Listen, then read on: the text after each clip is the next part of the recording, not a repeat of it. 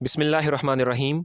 इस साल बोर्ड के पेपर्स के लिए आप तमाम स्टूडेंट्स को बोर्ड की तरफ से जो आंसर शीट दी जाएगी वो इस तरह की होगी। इस आंसर शीट में पिछले सालों की निस्बत क्या क्या तब्दीलियाँ आई हैं, उन सब तब्दीलियों को और इस आंसर शीट से मुतल्लिक तमाम किस्म की अहम बातें जो आपने किसी से ना सुनी होंगी, वो सब बातें आज की इस वीडियो में आपको बताई जाएंगी। तो वीडियो को गौर से मुकम्मल देखिएगा, इंशाल्लाह इस वीडियो से आपको ज़रूर फ़ायदा होगा। यहाँ मैं आपको बताता चलूँ कि ये वीडियो 9वीं, 10वीं, 11वीं और 12वीं जमात के तमाम स्टूडेंट्स के लिए है। बहरहाल सबसे पहले देखें कि जब आपको इम्तिहानी सेंटर में आंसर शीट मिलेगी तो उस पर आपने एकदम अपना नाम या रोल नंबर वगैरह नहीं लिखना, बल्कि सबसे पहले आपने उस शीट के एक एक सफ़े को चेक करना है कि कहीं कोई सफ़ा फटा तो नहीं है, और साथ आपने ये भी देखना है कि उस शीट पर धागे से हुई सिलाई ख़राब तो नहीं है। यानी आप देख भी सकते हैं कि बोर्ड आपको जो आंसर शीट देगा वो इसी तरह धागे से सिली होगी। तो खुदा न खास्ता अगर धागे की सिलाई ख़राब हुई हो तो शीट्स के बिखरने का ख़तरा होगा। इसके अलावा अगर आंसर शीट का कोई सफ़ा फटा हुआ निकल आए और आपने उस आंसर शीट को बग़ैर तब्दील करवाए उसी पर पेपर सॉल्व किया हो, तो बाद में पेपर चेक करने वाला उस फटे सफ़े के मुतल्लिक यही समझेगा कि इस सफ़े को बच्चे ने बूटी शूटी बनाने के लिए खुद ही फाड़ा है, तो यूँ नुकसान आप ही का होगा। लिहाजा आंसर शीट मिलते ही सबसे पहले आपने ये देखना है कि आपकी आंसर शीट पर कोई डिफेक्ट तो नहीं है। अगर किसी स्टूडेंट के पास कोई डिफेक्टेड आंसर शीट आ भी जाए तो उस पर अपना नाम वगैरह लिखने से पहले आपने उस आंसर शीट को एग्जामिनर से तब्दील करवाना है।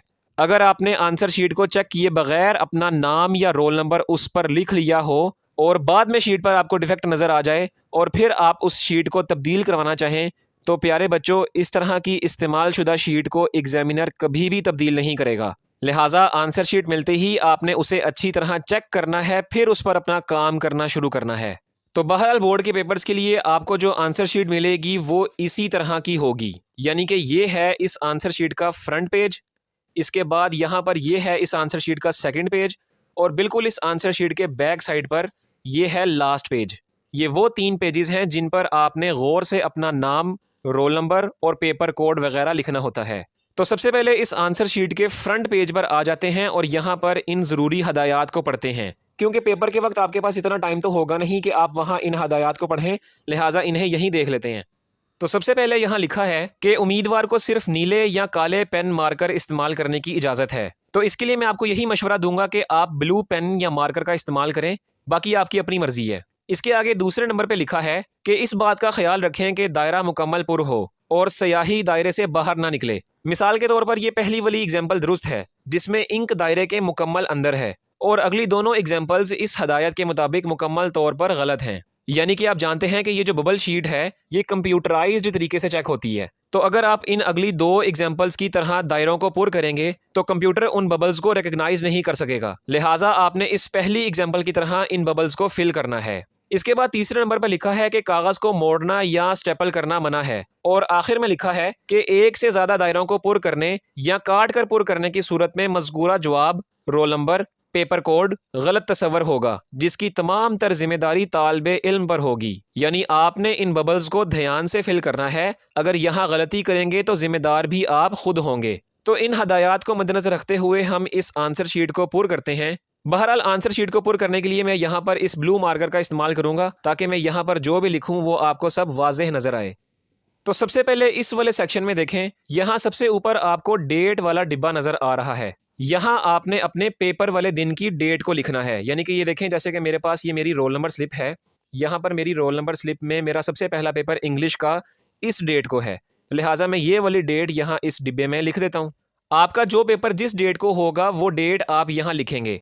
इसके अलावा डेट को आप इनमें से किसी भी फॉर्मेट में लिख सकते हैं, बस याद रहे कि आप यहाँ जो भी लिखें वो इन डिब्बों के अंदर रहते हुए ही लिखें। बहरहाल अब इसे अगले डिब्बे में देखें, यहाँ पर आपको 2 ऑप्शंस नज़र आ रहे हैं। तो अगर आप 9th या 10th क्लास के पेपर्स देने जा रहे हैं तो आपने इस मैट्रिक वाले ऑप्शन के दायरे को फिल करना है, और अगर आप 11वीं या 12वीं जमात के पेपर देने जा रहे हैं तो आपने इस इंटर वाले दायरे के बबल को फिल करना है। तो मैं खसूसी तौर पर ये वीडियो 9th क्लास के स्टूडेंट्स के लिए बना रहा हूँ, क्योंकि वो बच्चे पहली बार बोर्ड का पेपर देते हैं, लिहाजा उनके लिए मैं यहाँ पर इस मैट्रिक वाले दायरे को फिल कर देता हूँ। देखें मैं बबल को किस तरह फिल कर रहा हूँ कि इस गोल दायरे के अंदर रहते रहते ही मैं यहाँ पर इस बबल को फिल कर रहा हूँ। आपने भी इन बबल्स को इसी तरह फिल करना है। इसके बाद इस अगले डिब्बे में आपको ये 2 ऑप्शंस मिलेंगे। तो अगर आप मैट्रिक लेवल के 9th क्लास के पेपर्स देने जा रहे हैं तो आपने यहाँ इस पार्ट 1 वाले दायरे के बबल को फिल करना है। और अगर आप मैट्रिक लेवल के 10th क्लास के पेपर्स देंगे तो आपने यहाँ पर इस पार्ट 2 वाले ऑप्शन के दायरे को फिल करना है। तो मैं अपनी इस वीडियो में 9th क्लास की एग्जाम्पल दे रहा हूँ, लिहाजा मैं यहाँ इस पार्ट 1 वाले दायरे को फिल कर रहा हूँ। इसके अलावा इंटर लेवल के जो बच्चे 11वीं जमात के पेपर देंगे वो बिल्कुल इसी तरह पार्ट 1 के दायरे को पूर्ण करेंगे, और जो बच्चे 12वीं जमात के पेपर देंगे वो पार्ट 2 वाले दायरे को फिल करेंगे। ठीक है, अब इसके अगले डिब्बे में देखें, आपको ये दो ऑप्शंस एनुअल और सप्ली वाले नजर आएंगे। तो अगर आप एनुअल पेपर्स देने जा रहे हैं तो आपने इस एनुअल वाले दायरे को फिल करना है, और अगर कोई बच्चा सप्ली वाला पेपर देने जा रहा है तो वो सप्ली वाले दायरे को फिल करेगा। तो मैं यहाँ पर फ्रेश कैंडिडेट के तौर पर फर्स्ट वाले ऑप्शन यानी कि एनुअल वाले दायरे को फिल कर देता हूँ। इसके बाद अगले वाले डिब्बे में देखें, यहाँ पर आपको ये दो ऑप्शंस मिलेंगे। तो अगर आपका पेपर सुबह की शिफ्ट में है तो आपने यहाँ पर मॉर्निंग वाले दायरे को फिल करना है, और अगर आपका पेपर शाम वाली शिफ्ट में है तो आपने इस इवनिंग वाले दायरे को फिल करना है। तो ये देखें, मेरी इस रोल नंबर स्लिप के मुताबिक मेरा पेपर जो है वो यहाँ पर देखें AM यानी कि सुबह की शिफ्ट में मेरा पेपर होगा, लिहाजा मैं यहाँ पर मॉर्निंग वाले दायरे को फिल कर देता हूँ। आप सबने अपनी अपनी शिफ्ट के मुताबिक इन दायरों को फिल करना है। इसके बाद इस अगले वाले डिब्बे में देखें, यहाँ पर आपने अपने पेपर वाले सब्जेक्ट का नाम लिखना है। यानी जैसे कि इस रोल नंबर स्लिप के मुताबिक मेरा पहला पेपर इंग्लिश का है तो मैं यहाँ पर इस डिब्बे में इंग्लिश को लिख देता हूँ। अच्छा, ये अब आपकी अपनी मर्जी है कि आप सब्जेक्ट का नाम उर्दू हरूफ तहज्जी में लिखना चाहते हैं या इंग्लिश अल्फ़ाबेट्स में। बस आपने इस बात का ख्याल रखना है कि सब्जेक्ट का नाम इस डिब्बे से बाहर ना निकले, बल्कि जिन सब्जेक्ट्स का नाम वर्ड्स के एतबार से बड़ा है तो आपने खुद उसे इस तरह डिब्बे के अंदर रहते हुए एडजस्ट करके लिखना है। ठीक है, इसके बाद यहाँ आगे देखें, यहाँ सबसे ऊपर यहाँ पर आपने दोबारा से डेट और यहाँ पर इन दोबारा से अपनी शिफ्ट को जाहिर करना है। तो जो डेट मैंने यहाँ लिखी है वही डेट मैं यहाँ पे लिख देता हूँ। याद रहे कि आपने अपने पेपर वाले दिन की डेट यहाँ लिखनी है, और डेट का हर एक हरफ यहाँ पर एक एक डिब्बे में ही हो। और दूसरी बात ये कि अगर आपका पेपर किसी सिंगल नंबर डेट को है तो उस डेट को आपने इस तरह 0 के साथ लिखना है। ठीक है, और इसी के आगे आपने दोबारा से अपनी शिफ्ट को जाहिर करना है। तो जैसे मैंने यहाँ पर मॉर्निंग वाले शिफ्ट के दायरे को फिल किया था, यहाँ पर भी मैं मॉर्निंग वाले शिफ्ट के दायरे को फिल कर देता हूँ। बहरहाल अब यहाँ पर नीचे देखें, यहाँ इस वाले पोर्शन में आपने अपने रोल नंबर को यहाँ लिखना है और यहाँ पर इन बबल्स को फिल भी करना है। यानी कि जैसे आपको आपकी रोल नंबर स्लिप मिलेगी इसी तरह उस रोल नंबर स्लिप पर आपका यहाँ पर रोल नंबर लिखा होगा, और उस रोल नंबर के नीचे जिस तरह बबल्स को फिल किया होगा आपने भी उन बबल्स को यहाँ पर उसी तरह फिल करना है। तो जिस तरह इस रोल नंबर स्लिप पर ये रोल नंबर लिखा हुआ है, मैं भी यहाँ पर जल्दी से ये रोल नंबर यहाँ लिख लेता हूँ। और उसके बाद ये जैसे बबल जिस नंबर पे यहाँ बबल्स को फिल किया गया है उन बबल्स को भी मैं यहाँ पर जल्दी से फिल कर लेता हूँ। बस याद रहे कि यहाँ गलती की कोई गुंजाइश नहीं है, गलती की तो जिम्मेदार भी आप खुद होंगे। अब रोल नंबर वाले पोर्शन के आगे यहाँ पर आपने अपने पेपर कोड को लिखना है। तो बोर्ड में आपको जो MCQ का पेपर मिलेगा उस MCQ पेपर पर यहाँ सबसे ऊपर आपको आपका पेपर कोड भी नजर आ जाएगा, जिसे आपने सबसे पहले इस फ्रंट पेज पर यहाँ पे और इस आंसर शीट के इस लास्ट वाले पेज पर यहाँ पर करके लिख लेना है। ठीक है, तो सबसे पहले इस पेपर कोड को यहाँ पर इस फ्रंट सफ़े पे लिखते हैं। देखें, मेरे पास पेपर कोड है 5191। तो ये पेपर कोड को मैं यहाँ पर लिख लेता हूँ 5191, और इन नंबरों के नीचे जो आपको बबल्स दिए हैं इन नंबरों को आपने इन बबल्स पर भी हाईलाइट करना है। जैसे ये 5 था तो मैंने यहाँ पर 5 को हाईलाइट कर दिया, इसके आगे 1 है तो 1 को हाईलाइट कर देंगे, आगे पेपर कोड है 9 तो 9 को हाईलाइट कर देते हैं, और सबसे आखिर पे 1 है तो यहाँ पर 1 को हाईलाइट कर देते हैं।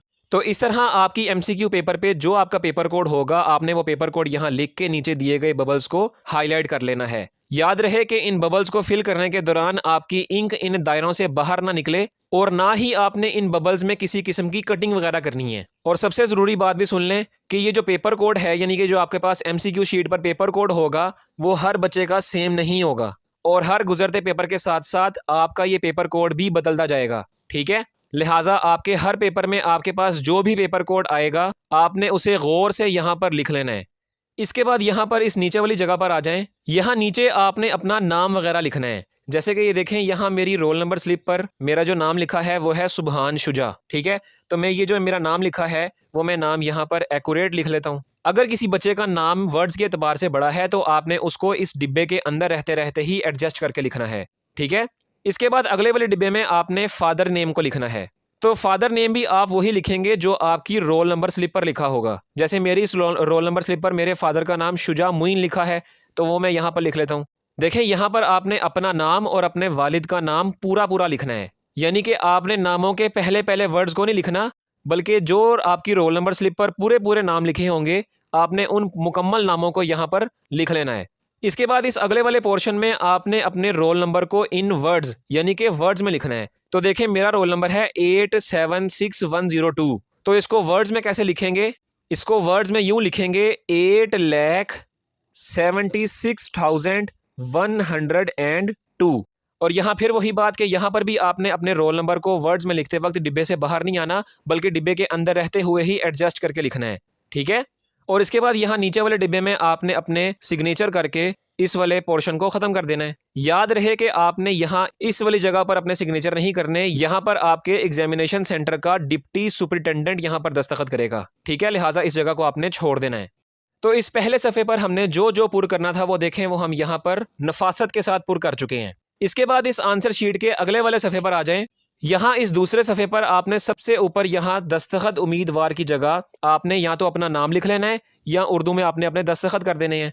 तो बेहतर यही है कि आप यहाँ पर अपना नाम लिख लें। तो देखें मेरी रोल नंबर स्लिप के मुताबिक मेरा नाम यहाँ लिखा है सुबहान शुजा, तो उस नाम को मैंने यहाँ पर लिख लिया है, ठीक है। इसके बाद आगे मजमून वाली जगह पर देखें, आपका यहाँ जिस सब्जेक्ट का पेपर होगा आपने उस सब्जेक्ट का नाम यहाँ पर लिखना है। तो यहाँ देखें इस रोल नंबर स्लिप के मुताबिक मेरा पहला पेपर इंग्लिश का है, लिहाजा मैं यहाँ पर इंग्लिश को लिख देता हूँ। लेकिन याद रहे कि यहाँ पर आपने सब्जेक्ट का नाम उर्दू हरूफ तर्जीह में लिखना है, ठीक है। इसके आगे यहाँ पर्चे में देखें, यहाँ 99% बच्चे गलती करते हैं। तो आपने इस पर्चे वाली खाली जगह में क्या लिखना है? कुछ लोग कहते हैं कि बोर्ड में आपको जो MCQ का पेपर मिलेगा उस पर यहाँ पर आपके देखें यहाँ पर पर्चा लिखा होगा, तो उस पर्चे के आगे जो भी वर्ड या नंबर लिखा होगा वो नंबर आपने यहाँ पर्चे वाली खाली जगह में लिख लेना है। यानी कि यहाँ पे नंबर लिखा हुआ है 1, ये रोमन काउंटिंग में नंबर 1 लिखा हुआ है, तो आप इस नंबर को इस पर्चे वाली जगह पर लिख लीजिएगा। इसके बाद यहाँ आगे देखें, इस ग्रुप में देखें, अगर आपका पेपर सुबह के टाइम यानी मॉर्निंग शिफ्ट में होगा तो आपने यहाँ पर पहला ग्रुप लिख लेना है, और अगर आपका इवनिंग शिफ्ट में पेपर होगा तो आपने यहाँ पर दूसरा ग्रुप लिख लेना है। तो यहाँ पर देखें मेरी इस रोल नंबर स्लिप के मुताबिक मैंने पीछे भी आपको बताया था कि मेरा पेपर AM यानी कि सुबह के टाइम है, लिहाजा मैं यहाँ पर पहला ग्रुप लिख लेता हूँ। और आगे बोर्ड वाली खाली जगह में आपने अपने अपने बोर्ड का नाम लिख लेना है। जैसे मेरा यहाँ पर बोर्ड का नाम है लाहौर बोर्ड, तो मैं यहाँ पर लाहौर लिख लेता हूँ। आपने यहाँ पर अपने अपने बोर्ड का नाम उर्दू हरूफ तहजी में लिखना है। इसके बाद यहाँ देखें, आगे आपने अपने रोल नंबर को हिंदसों में यानी कि न्यूमेरिकल फॉर्म में, नंबर्स की फॉर्म में लिखना है। तो ये मेरी इस रोल नंबर स्लिप के मुताबिक मेरा जो रोल नंबर है वो है 876102। तो ये रोल नंबर मैं यहाँ लिख लेता हूँ 876102। और इसके आगे आपने अपने इसी रोल नंबर को लफ्ज़ों में भी लिखना है, यानी कि लफ्ज़ों से मुराद उर्दू हरूफ तहजी में लिखना है।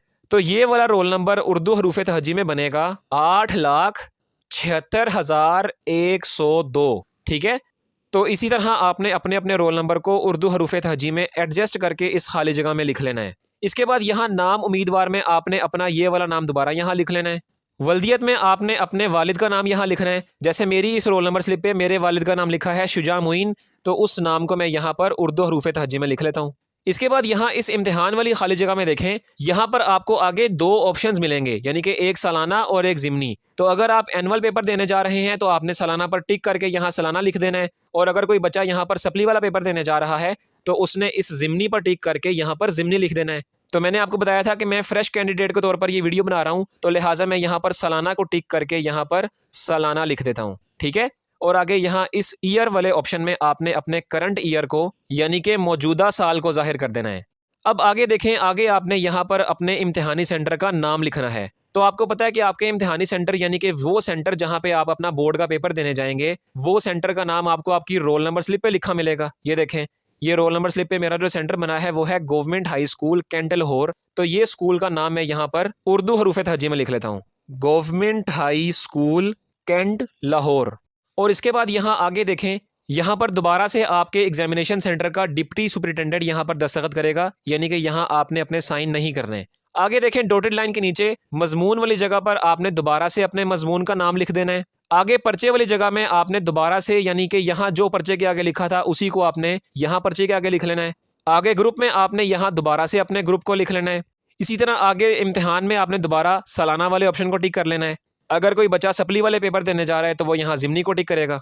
इसके बाद आपने अपने करंट ईयर यानी कि मौजूदा साल को दोबारा यहाँ लिख देना है, और आगे आपने दोबारा से अपने बोर्ड का नाम लिख लेना है। मैं दोबारा बता देता हूँ, मेरा यहाँ पर लाहौर बोर्ड है, आपका जो बोर्ड होगा आपने उस लिहाज से उसका नाम यहाँ लिख देना है। इसके बाद यहाँ नीचे वाले हिस्से को आपने फिल नहीं करना, इससे आपका कोई ताल्लुक नहीं है। इस वाले हिस्से को पेपर चेक करने वाला खुद फिल करेगा। बहरहाल यहाँ पर आपने उम्मीदवार के लिए ये जो ज़रूरी हदायत लिखी हैं इनको पढ़ना होगा, तो ये वीडियो को स्टॉप करके बेशक पढ़ लीजिएगा। इसके बाद आगे यहाँ पर सबसे अहम बात जो मुझे पूरा यकीन है कि आपको बिल्कुल मालूम ना होगी और इसी में 90% बच्चे अपने काफ़ी नंबर्स कटवा बैठते हैं, वो बात यह है कि यहाँ पर लिखा है कि आप यहाँ से यानी कि यहाँ से लिखना शुरू करें। तो अगर मिसाल के तौर पर मैं इस बात को मानते हुए यहाँ से लिखना शुरू कर भी दूँ, यानी कि ये देखें यहाँ से मैंने अपना पेपर सॉल्व करना शुरू किया, ठीक है। ये लाइनें मारने का मतलब ये है कि मैं मिसाल के तौर पर आपको ये बताना चाह रहा हूँ कि अगर मैं यहाँ से पेपर लिखना शुरू करूँगा तो होगा क्या। और इसी तरह इसके बाद आगे अगले वाले सफ़े पे मैं यहाँ पर आगे अपना पेपर दोबारा से आगे हल करना शुरू कर दूँ, ठीक है। यानी कि मैं आगे यहाँ पर दोबारा से क्वेश्चंस को लिखना शुरू कर दूँ। तो अगर मैं इस बात को मानते हुए यहाँ से पेपर करना शुरू करूँगा तो मुझे क्या नुकसान होगा। तो नुकसान आपको ये होगा कि आप यहाँ गौर से देखें, ये जो लिखा है ना कि यहाँ से लिखना शुरू करें, इसके ऊपर आपको ये कैंची और ये डॉटेड लाइन नज़र आ रही है। तो इससे होगा क्या, इससे होगा यूँ कि आपका ये जो पेपर है ये पेपर चेक करने वाले के पास जाने से पहले इस पेपर के ये दूसरा वाला पेज है, इस दूसरे वाले पेज में इस डॉटेड लाइन से ऊपर वाले हिस्से को फाड़ दिया जाएगा।